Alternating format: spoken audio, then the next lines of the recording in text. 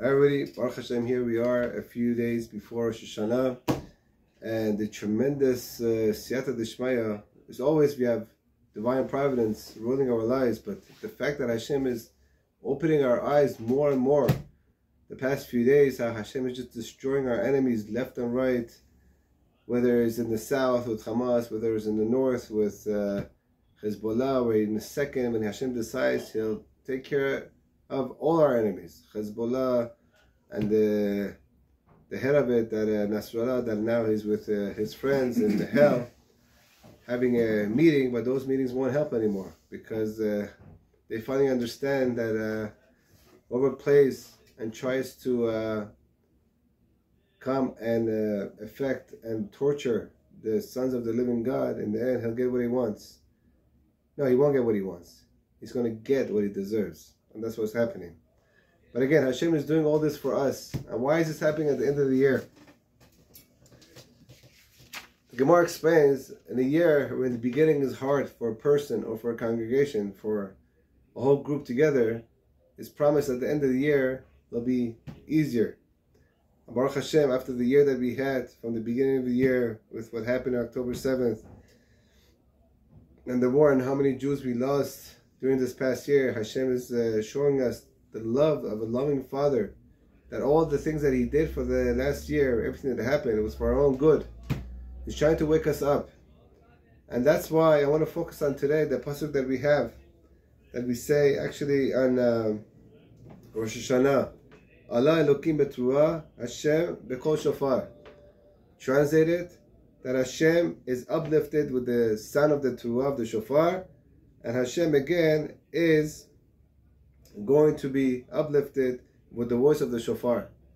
But if you look at the pasuk, we have the attribute of din, which is strict justice, Elokim, and then we have the attribute of mercy of Hashem's name, which is Yud Kei Vav Kei.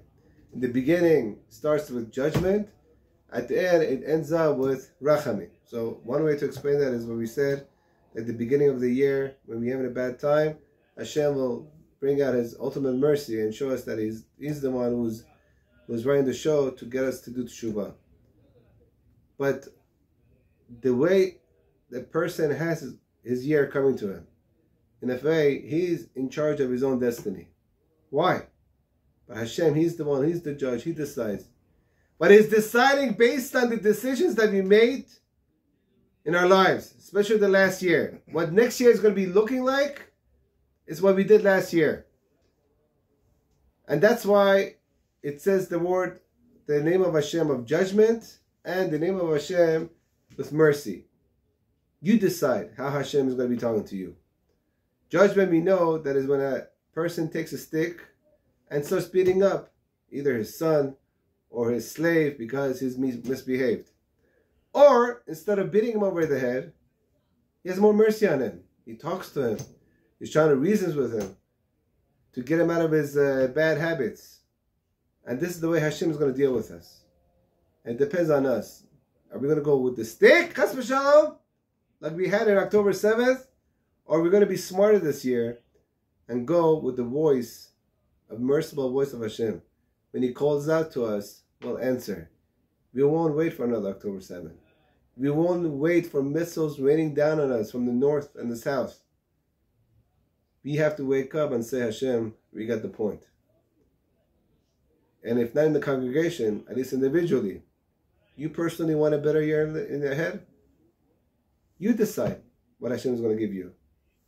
If you were chozer b'tshuva and said, I got the point, I'm living my life as a goy, I've decided to do away with my nonsense, to overcome my desires, doesn't mean that you can't have a good life. You want to be with a woman, get married with kedusha and tahara. Bring up a nice family. Hashem doesn't say to be a nun or a priest or some kind of a hermit in Tibet. That's not the Jewish way. The Jewish way, though, is to follow the book for our own good. Hashem wants the best for us. A loving father who sees his kid crossing the street and it's dangerous. So he tells him, don't do that before he crosses. The kid does it anyway. on the other side. 3 people meet him. One starts saying, no, no, no. Why did you do that? Bad, bad, bad. The other one starts screaming at him. What are you, crazy? You could get killed. Third one starts slapping him in the face. Who's the father? The third one. But before the slap, he warned them. I want the best for you. Don't get yourself hurt. You're crossing the street. There's a lot of dangerous things out there where you could sin if you don't overcome your desire. But Hashem wants to give it to us with mercy. He doesn't want to give it to us with din. But again, it's up to us. So let's take this last few days to go into Rosh Hashanah and say that Hashem, I learned my lesson. On a personal level, I learned my lesson also as me part of the community. We are the sons of living God. Kol Yaakov. Hashem wants to hear the voice and He wants to answer us with His loving voice. He doesn't want to use the makel. He doesn't want to use the stick. That's the last thing He wants to use. But again, it's up to us. That's one lesson we can learn from this pasuk. Another lesson, how we could prepare ourselves for Rosh Hashanah. We say in Slichot, we have been saying for almost a month, and our brothers, the Ashkenazim, who started Slichot last night, they also started saying this. Kerashim v'dalim dafaknu adelatecha. Translated, we came and knocked on your doors as poor people and as destitute people. Now, it kind of sounds redundant. If you're poor, you're poor. If you're destitute, destitute. Why do you have to mention both? So a parable is made that a person who is poor comes to the house. Comes knocking at your house. Knock, knock. You open the door. Can you give me some tzedakah? You check the wallet. You don't have change. Sorry. Come back another time. Okay. It's not the end of the road. It goes to the next door. He's not going to drop dead. But then comes the destitute person. Knocks on the door.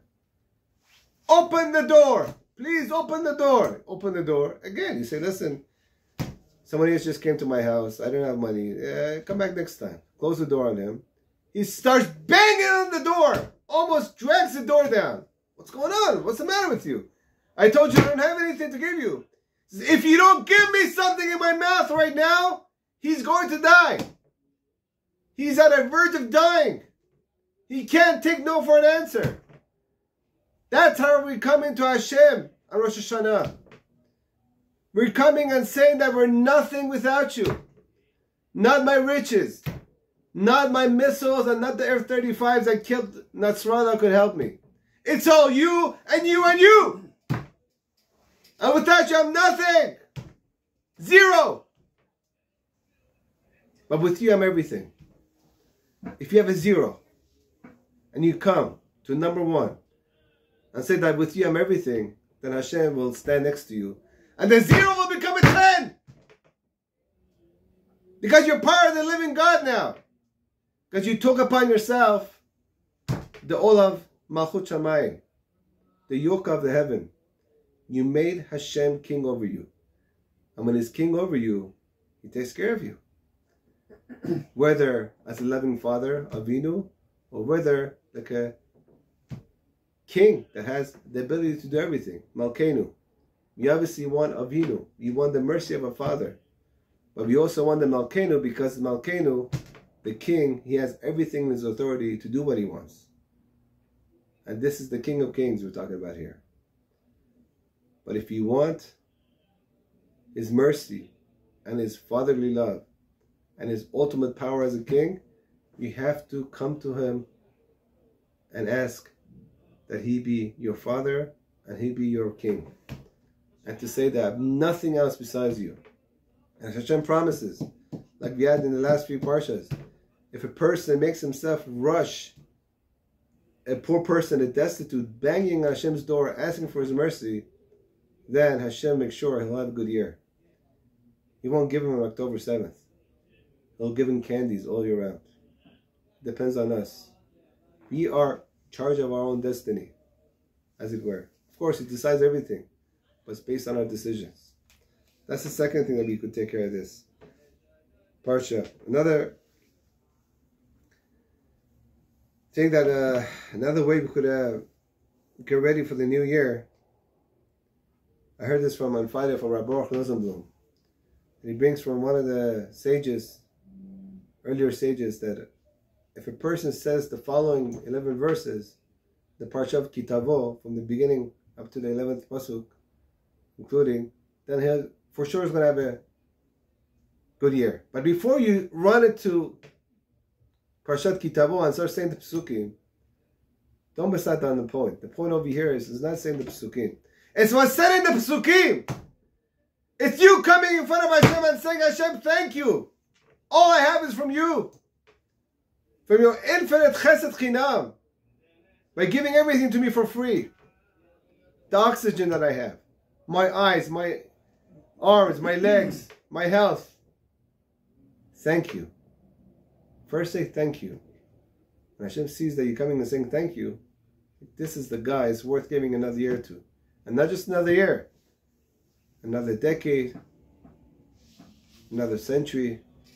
And all with health and happiness. Why? Because Hashem loves people who have gratitude for His mercy, for His kindness. And He hates nothing more for ingrates. For people come and say, it was me. I did it. I killed Nasrallah. It was F-35. It was my 7 years in medical school that I'm a doctor that I am today. No, it's not you! Of course you went and you tried and you put your time and effort. But the chokhmah is to come in front of Hashem and say, after everything I did, I know I wouldn't succeed 1 inch without your help. So it's all you. Hashem says it's all me. Give it to him. Give him more health. Give him more parnasah. Give him more peace of mind. Something that's so needed in this day and age. So B'ezrat Hashem, my friends, let's take these points clearly. Be a few days away from Rosh Hashanah. We just went through a long, frustrating year for our benefit, though. We don't want to go to a repeat of that. As we see, Hashem is shifting His anger from His children to His enemies. For those who are torturing His children. You see that people that are hating His children, they're the one who hate God Himself. So He's turning His anger on them. Like we say in the pasuk, Hashem will take the cup of wrath that's in your hands and He'll put it in your enemy's hands. But only ask for one thing. Return. Come back. The time has come. No more games. Shuva elai v'ashuva alechem. Just come, take the first step, baby step. Show me that you want to come back. I'll do the rest.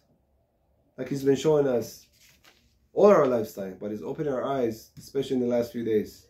B'ezrat Hashem, we should all take a chizuk from this. To understand that Hashem is the one in charge.